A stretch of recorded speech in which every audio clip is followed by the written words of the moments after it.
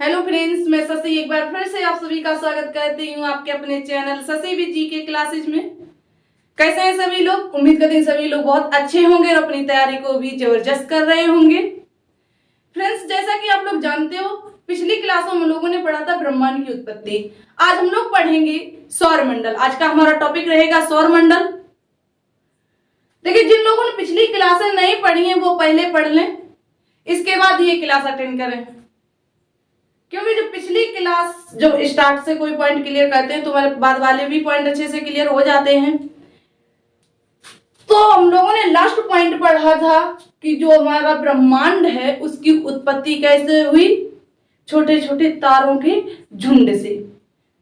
ब्रह्मांड में जो छोटे छोटे तारों का झुंड था उससे किसका निर्माण हुआ था? गैलेक्सी का, आकाश गंगा का निर्माण हुआ था। ठीक है, अब आपसे पूछा जाए कि हमारी आकाश गंगा कौन सी है, तो आप सभी लोगों को पता होगा जो हमारा सौरमंडल है वो मंदाकिनी आकाश गंगा में स्थित है। किस आकाश गंगा में स्थित है? मंदाकिनी आकाश गंगा में स्थित है। मंदाकिनी आकाश गंगा में, ठीक है। इसी को हम लोग बोलते हैं दुग्ध मेखला। क्या बोलते हैं? दुग्ध मेखला। और इसी को बोलते हैं मिल्की वे। क्या बोलते हैं? मिल्की वे। मिल्की वे, ठीक है। अब देखिए, जो आकाश गंगा से पॉइंट बनेंगे जो हमारे एग्जाम में पूछे जाते हैं, जो महत्वपूर्ण रहते हैं, वो पॉइंट क्या बनेंगे कि अगर आपसे पूछा जाए कि मंदाकिनी की सबसे चमकीली सतह कौन सी है, अगर ऐसे ना पूछा जाए, अगर पूछा जाए कि मंदाकिनी का सबसे चमकीला भाग कौन सा है, तो आप लोग सभी लोग आंसर करेंगे, कमेंट बॉक्स में आंसर देंगे इसका। तो मंदाकिनी का सबसे चमकीला भाग है ओरिएंटल नेबुला। कौन सा है? Oriental nebula. मंदाकिनी का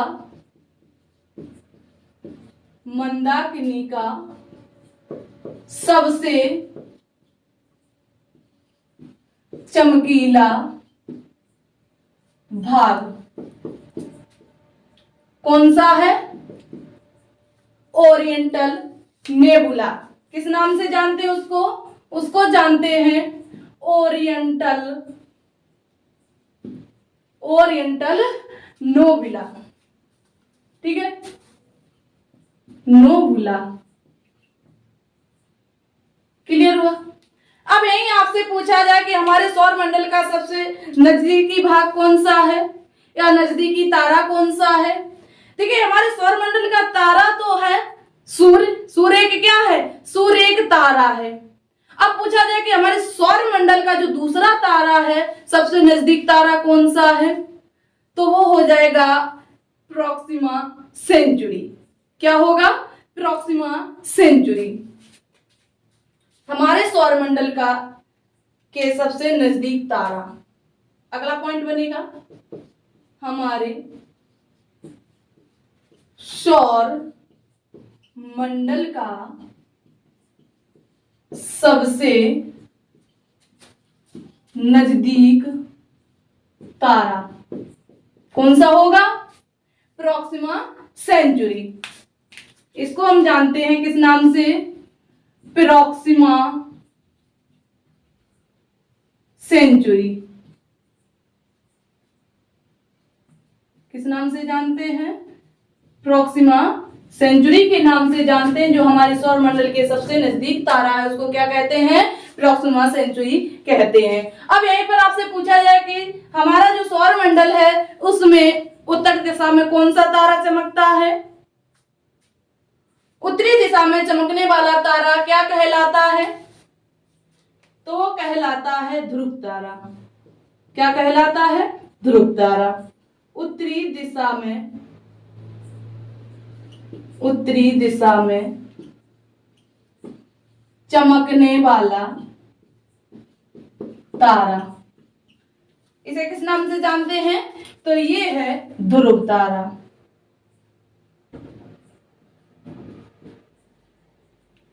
ठीक है, इसको बोलते हैं नॉर्थ पोल। क्लियर हुआ? चलिए अब देखिए, जो हमारा ब्रह्मांड है, जो मंदाकिनी है, ऐसी हमारे ब्रह्मांड में कितनी आकाश गंगाएं हैं? ब्रह्मांड में लगभग, अगला पॉइंट देखिए क्या बनेगा, नोट कीजिए सभी लोग। ब्रह्मांड में लगभग 10 की घात 11 आकाश गंगाएं हैं। कितनी है? लगभग में 10 की घात 11 आकाश गंगाएं हैं। कितनी गैलेक्सी पाई गई? लगभग में 10 की घात 11 आकाश गंगाएं हैं। ठीक है, और प्रत्येक आकाश गंगा में लगभग, अगला पॉइंट बनाइएगा, प्रत्येक आकाश गंगा में लगभग इतने ही तारे पाए जाते हैं। कितने? लगभग में 10 की घात 11 तारे पाए जाते हैं। तारों की संख्या होती है, तारे होते हैं। क्लियर हुआ? मंदाकिनी का सबसे चमकीला भाग ओरिएंटल नोबिला, हमारे सौरमंडल का सबसे नजदीक तारा प्रोक्सिमा सेंचुरी, उत्तरी दिशा में चमकने वाला ध्रुव तारा। ब्रह्मांड में लगभग कितने आकाश गंगाएं हैं? ब्रह्मांड में लगभग 10 की घात 11 आकाश गंगाएं हैं, और प्रत्येक आकाश गंगा में लगभग इतने ही तारे पाए जाते हैं या होते हैं। क्लियर हो गए ये पॉइंट? स्क्रीनशॉट ले लीजिएगा। चलिए अब हम लोग जानेंगे सौर तंत्र यानी सौरमंडल। ठीक है, ये नोट कर लिया? चलिए सौरमंडल हम लोग जानेंगे ये क्या होता है, इसकी उत्पत्ति किस प्रकार सौरमंडल का निर्माण हुआ।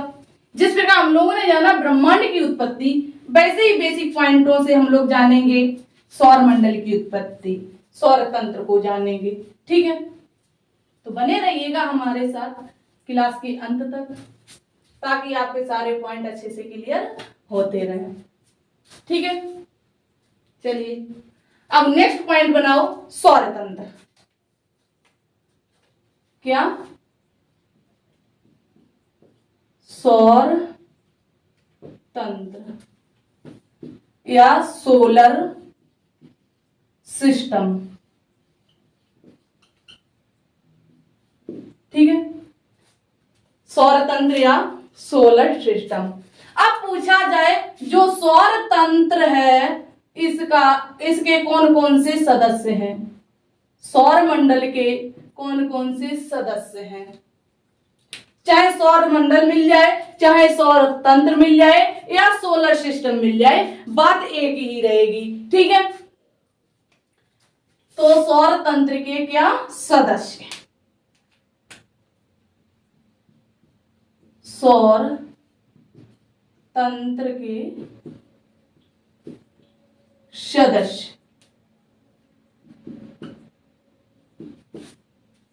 सौर तंत्र के सदस्य कौन कौन से होते हैं?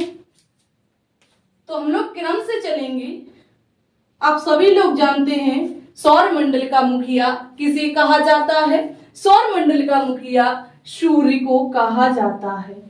तो पहला कौन सा है? मुख्य सदस्य सूर्य है। इसी को केंद्रीय तारा कहा जाता है। क्या इसे और किस नाम से जानते हैं? इसे केंद्रीय तारे के नाम से भी जानते हैं। केंद्रीय तारा भी कहा जाता है किसको? सूर्य को। ठीक है, ये सूर्य है, ये सौर मंडल का क्या है? जो हमारा सूर्य है ये सौर मंडल का सबसे अधिक भाग है। किसका? सौर मंडल का सबसे अधिक भाग कौन घेरे हुए है? सूर्य घेरे हुए है। सबसे अधिक भाग। कौन घेरे हुए है? सूर्य घेरे हुए। और कितना घेरे हुए है? 100 में से 99% अकेले ही सूर्य कब्जा किए हुए हैं। जबरदस्त दादा हैं, है ना। इन्हें क्या कहेंगे? सौर परिवार का जमींदार। ठीक है, इसीलिए तो इनके पास सबसे ज्यादा जमीन है, सबसे ज्यादा भाग इसीलिए इनके पास है। ये सौर मंडल के क्या है? जमींदार है। यानी सौर मंडल का मुखिया कौन है? सूर्य है। ठीक है, इसके बाद सूर्य के बाद आते हैं ग्रह। क्या? ग्रह। उसके बाद उपग्रह।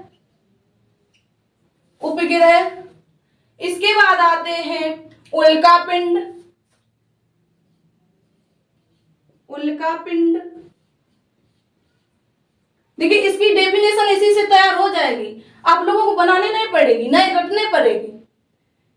इसकी डेफिनेशन इसी से तैयार हो जाएगी। आप लोग जान जाओगे कि सौरमंडल के अंतर्गत क्या क्या आता है, सौरमंडल का निर्माण कैसे होता है। जब आप लोग इसकी प्रक्रिया जान लेंगे तो इसकी जो डेफिनेशन है अपने आप ही तैयार हो जाएगी। ठीक है, उल्का पिंड। इसके बाद क्या आते हैं? धूमकेतु। क्या? धूमकेतु। इसके बाद आता है धूल के कण या वायु। क्या? धूल के कण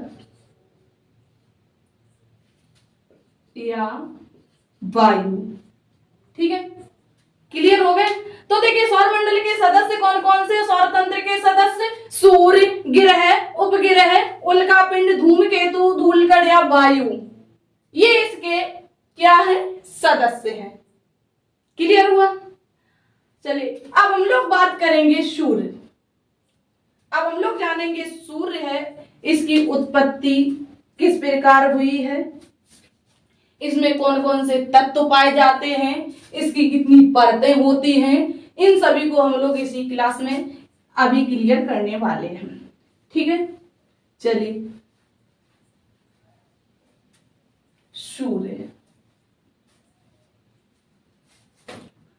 अब देखिए, जो सूर्य से प्रश्न पूछे जाते हैं हमारे एग्जामों में, तो पहला प्रश्न तो यही हो गया कि सूर्य को किस नाम से जाना जाता है, सूर्य को और क्या कहा जाता है। तो सूर्य को केंद्रीय तारा भी कहा जाता है। और ये सौरमंडल का कितना भाग घेरे हुए है? 99% भाग घेरे हुए है। और जो अन्य पिंड थे, जैसे ग्रह, उपग्रह, उल्का पिंड, क्षुद्र ग्रह और वायु तथा अन्य जो ग्रह थे, जो खगोलीय पिंड थे, वो सिर्फ कितने में आ जा रहे थे?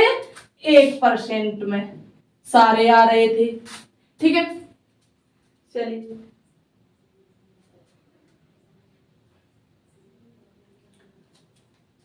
इसके बाद नेक्स्ट स्टेप पॉइंट बनेगा, क्या सौर तंत्र का जनक किसे कहा जाता है? तो सौर तंत्र का जनक, सौर तंत्र का जनक किसे कहा जाता है? सूर्य को कहा जाता है। अगर पूछा जाए कि सूर्य किस मंदाकिनी में स्थित है, तो सूर्य मंदाकिनी आकाश गंगा में स्थित है। ठीक है, प्रश्न ऐसे पूछा जाएगा कि सूर्य किस आकाश गंगा में स्थित है या किस गैलेक्सी में स्थित है, तो वो मंदाकिनी में स्थित है। ठीक है, किस में स्थित है? किस आकाश गंगा में? मंदाकिनी, मंदाकिनी आकाश गंगा में स्थित है। ठीक है, अब देखिए, जो सूर्य है ये अपनी मंदाकिनी जो सी आकाश गंगा है, एक उसका क्या करता है? परिक्रमण करता है, चक्कर लगाता है। अगर आपसे पूछा जाए कि ऐसा कौन सा तारा है जो अपनी आकाश गंगा का परिक्रमण करता है या चक्कर लगाता है, तो कौन सा तारा हो जाएगा? सूर्य। ठीक है, सूर्य मंदाकिनी गैलेक्सी का या मंदाकिनी आकाश गंगा का क्या करता है? परिक्रमण करता है, परिक्रमण करता है या चक्कर लगाता है। इसी परिक्रमण को ये कितने दिनों में लगाता है और कितना समय लेता है और कितनी दूरी तय करता है। ठीक है, परिक्रमण 220 किलोमीटर प्रति सेकेंड की चाल से, कितनी?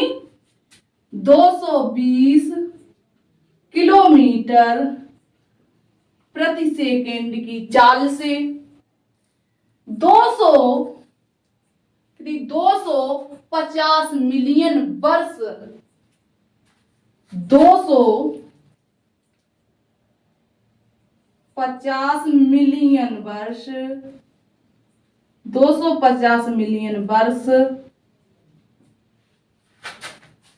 250 मिलियन वर्ष में एक परिक्रमा पूरा करता है। एक चक्कर कितने समय में लगा पाता है? 250 मिलियन वर्ष में लगा पाता है। कितनी स्पीड से चलता है? तो 220 किलोमीटर प्रति सेकंड की स्पीड में ये चक्कर लगाता है। तो समझो ये कितनी फास्ट घूमता होगा। 250 किलोमीटर प्रति सेकंड में घूमता और एक कितने वर्ष में एक चक्कर लगा पाता है? तो 250 वर्ष में एक चक्कर लगा लेता है। ठीक है, इसी को क्या कहा जाता है? इसी को ब्रह्मांड वर्ष भी कहा जाता है। किसको? जो वर्ष है, जो इसका टाइम है, इसको ब्रह्मांड वर्ष भी कहते हैं। क्या कहते हैं? ब्रह्मांड वर्ष भी कहते हैं। ठीक है, क्लियर हुआ? अब देखिए, जो सूर्य है पृथ्वी से कितनी दूरी पर स्थित है।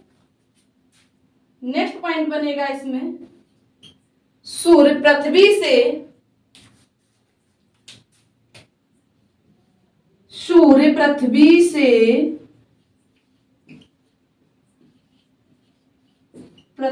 से 14.98 क्या है?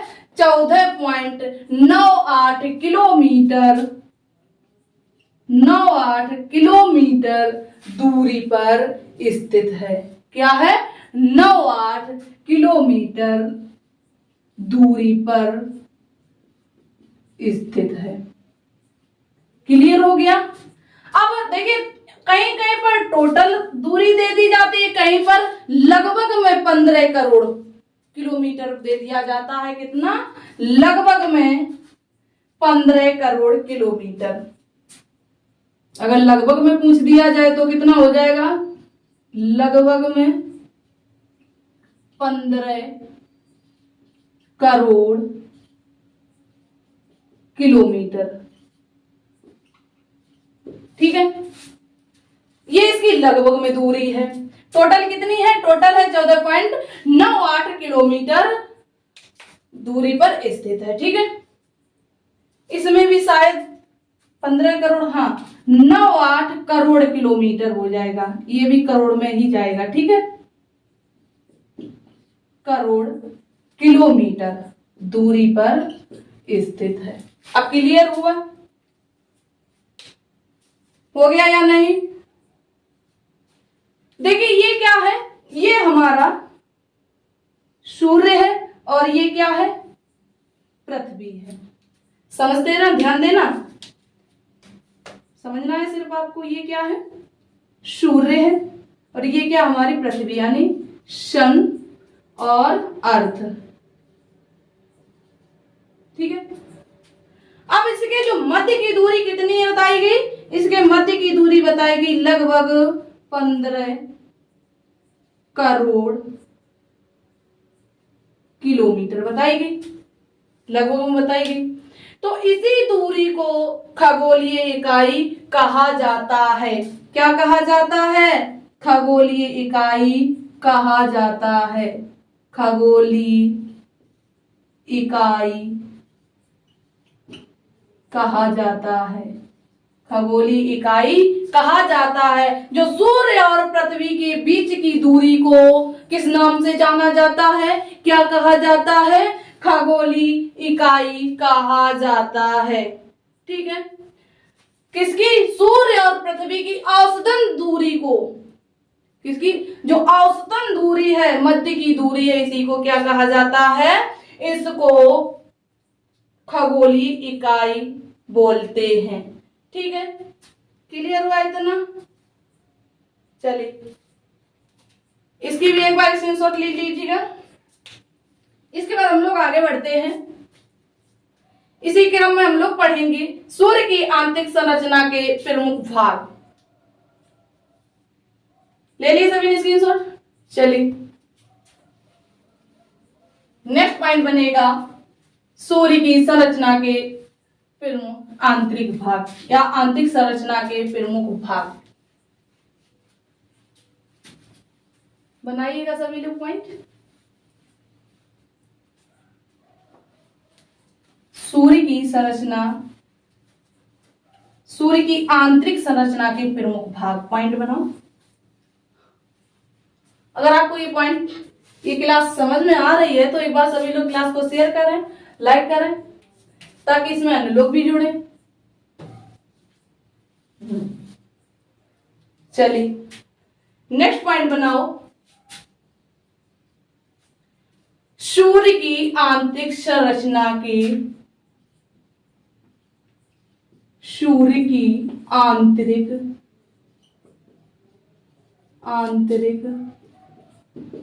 संरचना के प्रमुख भाग।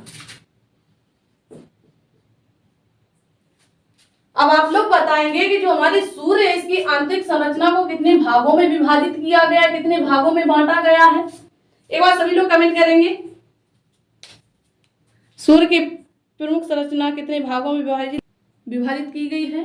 तो ध्यान देना है, सभी को अच्छे से समझना है। जो हमारी सूर्य की आंतरिक संरचना है इसको 4 भागों में विभाजित किया गया है। कितने भागों में बांटा गया है? इसको 4 भागों में विभाजित किया गया है।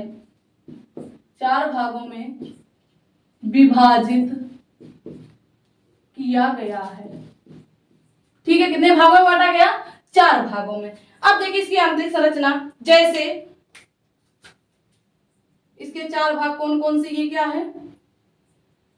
सूर्य का आंतरिक भाग है। ठीक है, इसके बाद इसकी एक और परत है, एक और है, इसके बाद लास्ट परत है, अंतिम परत है, वो कुछ इस प्रकार है।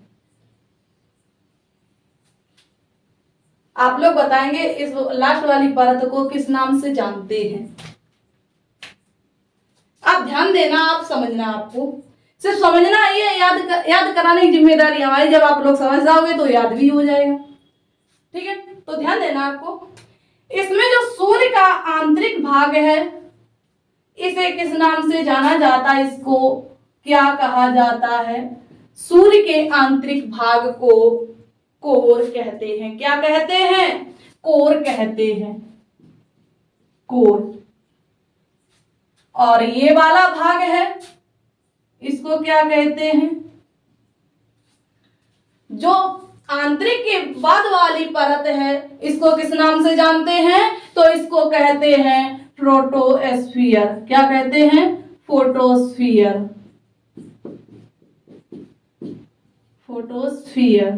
ठीक है, इसके बाद ये तीसरी परत है, तीसरा भाग है, इसको किस नाम से जानते हैं? तो इसको जानते हैं क्या कहते हैं? क्रोमोस्फियर। किस नाम से जानते हैं? क्रोमोस्फियर, क्रोमोस्फियर के नाम से जानते हैं। और इसकी जो लास्ट वाली परत है, लास्ट वाला भाग है, इसको किस नाम से जानते हैं? तो इसको कहते हैं कोरोना। क्या? कोरोना।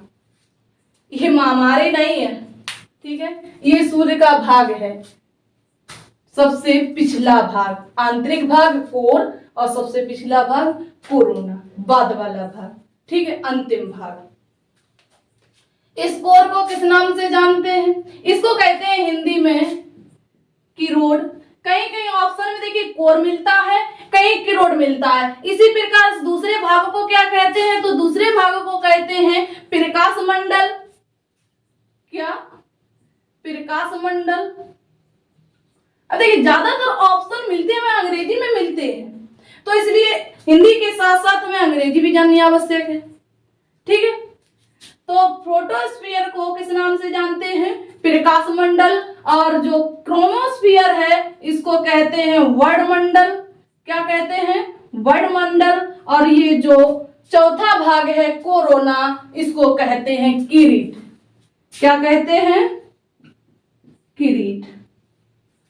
क्लियर हो गया? तो अब आप लोगों ने जान लिया सूर्य के चार भाग कौन कौन से हैं। पहला कोर यानी किरोड़, दूसरा फोटोस्फीयर प्रकाश मंडल, तीसरा क्रोमोस्फीयर वर्णमंडल, चौथा कोरोना किरीट। क्लियर हुआ? चलिए अब पॉइंट बनाइएगा। सबसे पहले हम जानेंगे इसमें क्रोड़ है ये क्या है, आंतरिक संरचना को जानेंगे। जो सूर्य की सबसे लास्ट वाली आंतरिक परत है, आंतरिक भाग है, क्या है? कोर यानी किरोड़। तो पॉइंट बनाइएगा अगला, कोर किरोड़। ठीक है, अगर आपसे पूछा जाए कि सूर्य का सबसे अधिक ताप वाला भाग कौन सा है, तो सूर्य का सबसे अधिक ताप वाला भाग कौन सा है? किरोड़ है। सबसे अधिक ताप कहां पर है? आंतरिक भाग में है, यानी किरोड़ में है। क्लियर हुआ? सबसे अधिक ताप वाला भाग, सबसे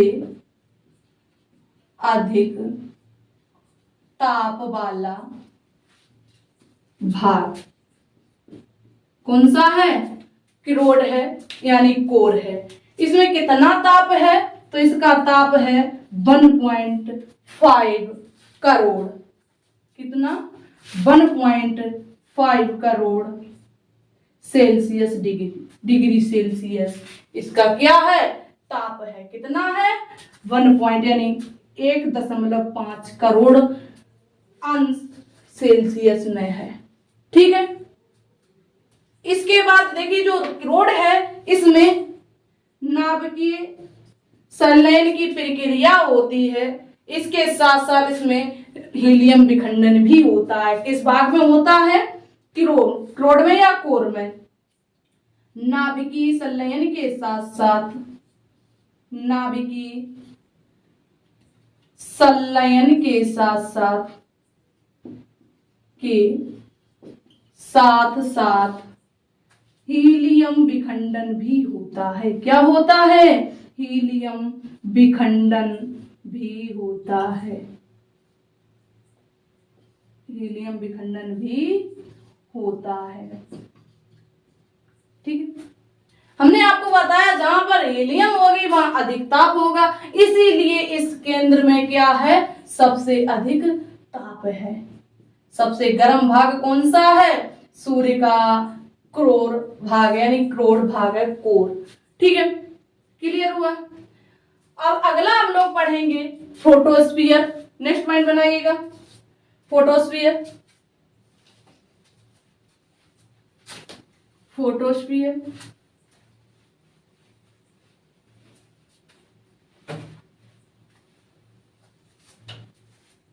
फोटोस्फीयर में क्या होता है?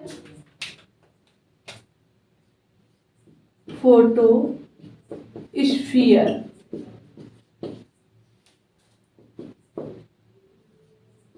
ये सूर्य का दूसरा भाग है। इसमें क्या होता है? अगर आपसे पूछा जाए कि सबसे अधिक नाभिकीय संलयन प्रक्रिया किस भाग में होती है, तो सबसे अधिक नाभिकीय संलयन प्रक्रिया फोटोस्फीयर में होती है, यानी प्रकाश मंडल में होती है। प्रकाश मंडल। ठीक है, सबसे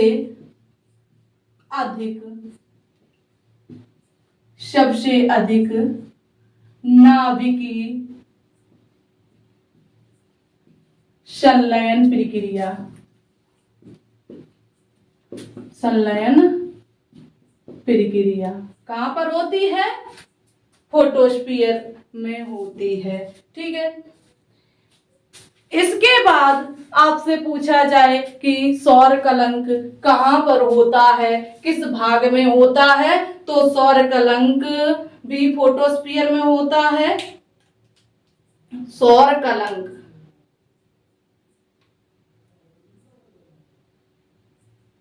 सौर कलंक किस भाग में होता है? सौर कलंक प्रकाश मंडल में ही होता है। किसमें? प्रकाश मंडल में ही होता है। क्लियर हो गया? किसमें होता है?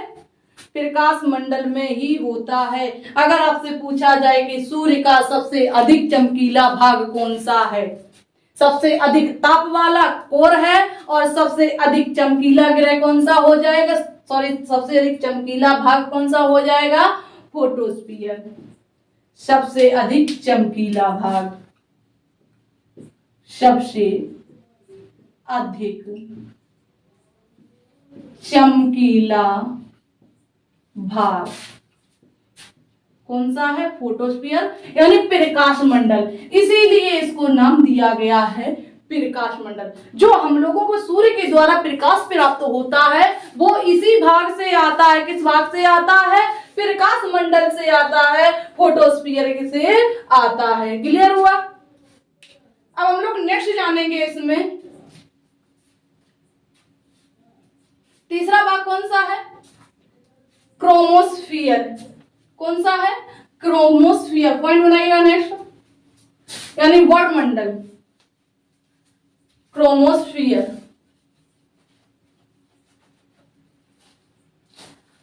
क्रोमोस्फियर बनाओ।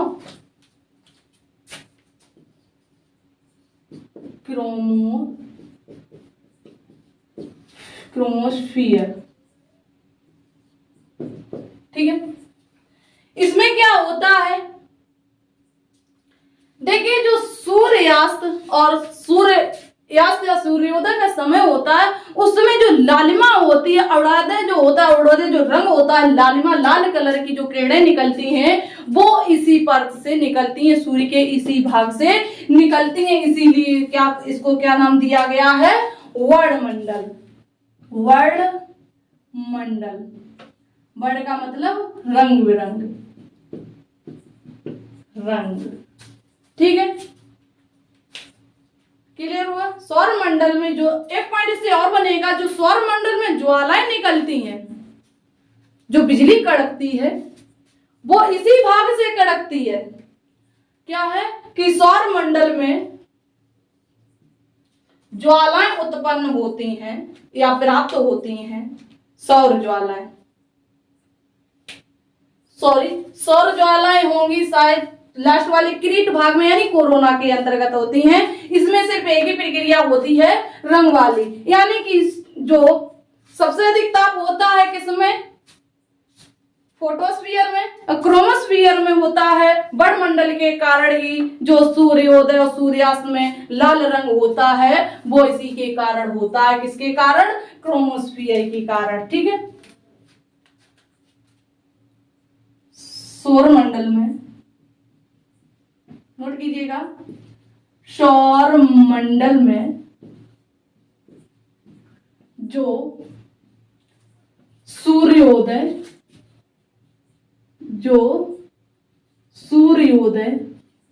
तथा सूर्यास्त की प्रक्रिया, सूर्यास्त की प्रक्रिया के समय लाल रंग का होना या लाल रंग दिखाई देता है, लाल रंग दिखाई देता है। क्लियर हुआ? ये है क्रोमोस्फियर। अब बचा हमारा अंतिम भाग, कौन सा? कोरोना। नेक्स्ट पॉइंट बनाओ सभी लोग, कोरोना। ये नोट कर लिया? चलिए,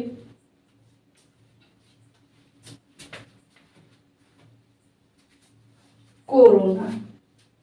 कोरोना का और किस नाम से जानते हैं?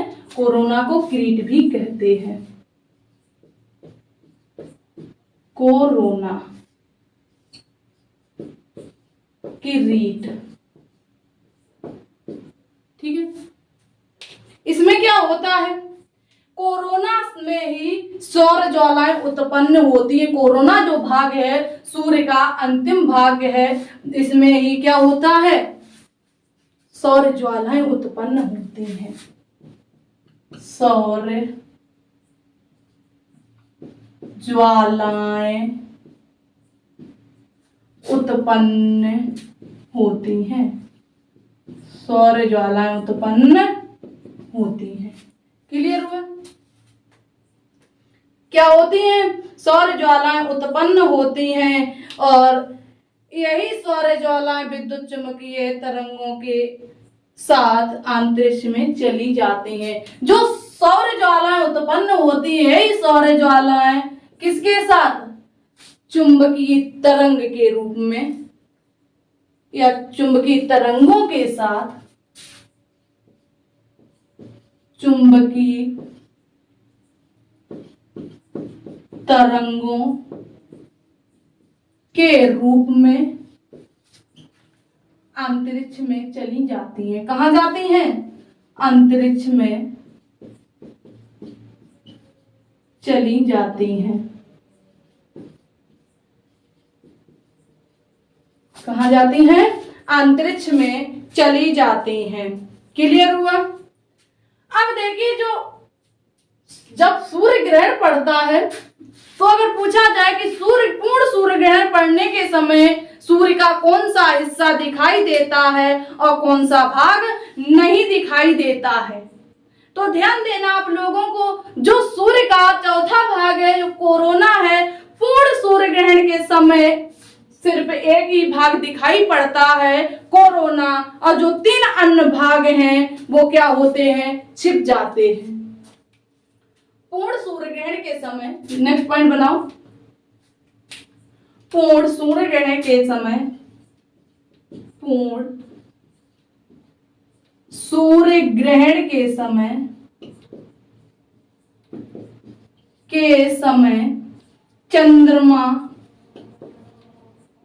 चंद्रमा सूर्य के 3 भागों को, चंद्रमा सूर्य के 3 भागों को दबा लेता है। क्या करता है? दबा लेता है या ढक लेता है। ठीक है, ढक लेता है। और फिर जब 3 भाग ढक जाते हैं तो कौन सा भाग बचता है? कोरोना। ठीक है, अब एक बार पूछा जाए कि पूर्ण सूर्य ग्रहण के समय निम्न में से कौन सा भाग दिखाई देता है, तो कौन सा भाग दिखाई देता है? कोरोना दिखाई देता है। और 3 अन्य भाग क्या होते हैं? छुपे रहते हैं। कौन कौन से? Core, photosphere, chromosphere. ये 3 जो भाग हैं ये क्या होते हैं? हमेशा छिपे रहते हैं। कब? जब पूर्ण सूर्य ग्रहण पड़ता है। ठीक है, और इसी कोरोना को किस नाम से, अन्य नाम से और जाना जाता है? जो कोरोना है, जो किरीट है, इसको और किस नाम से जाना जाता है? तो इसको हीरक वलय भी कहते हैं। किस नाम से और जानते हैं इसको? हीरक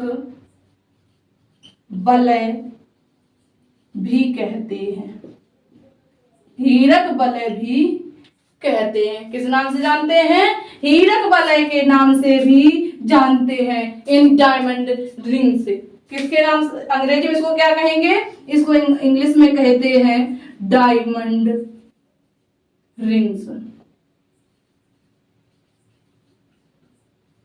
क्लियर हो गया? ये थे सूर्य की संरचना। उम्मीद करती हूं आपको ये सारे पॉइंट अच्छे से क्लियर हो गए होंगे। अगर अभी कोई डाउट रहता है, अगर कोई भी पॉइंट आपको समझ में नहीं आता है, तो आप प्लीज कमेंट बॉक्स में कमेंट करके जरूर पूछिएगा, आपको इसका जवाब जरूर मिलेगा। ठीक है, अगर आपको क्लास अच्छे से समझ में आई है तो एक बार सभी लोग क्लास को शेयर कीजिएगा, लाइक कीजिएगा। जो साथी इस क्लास में पहली बार जुड़े हैं, जो साथी हमारे चैनल पर पहली बार आए हैं, तो हमारे चैनल को सब्सक्राइब कर लें ताकि ऐसे इंपोर्टेंट वीडियो सबसे पहले आपके पास पहुंचे। कोई भी क्लास डाली जाए, चाहे जीके की हो, चाहे हिंदी की हो, कोई भी क्लास हो तो सबसे पहले आपके पास पहुंचे। ठीक है, फिर मिलेंगे हम लोग नेक्स्ट क्लास में इसी टॉपिक के साथ, यानी सौर मंडल के साथ। ठीक है, धन्यवाद।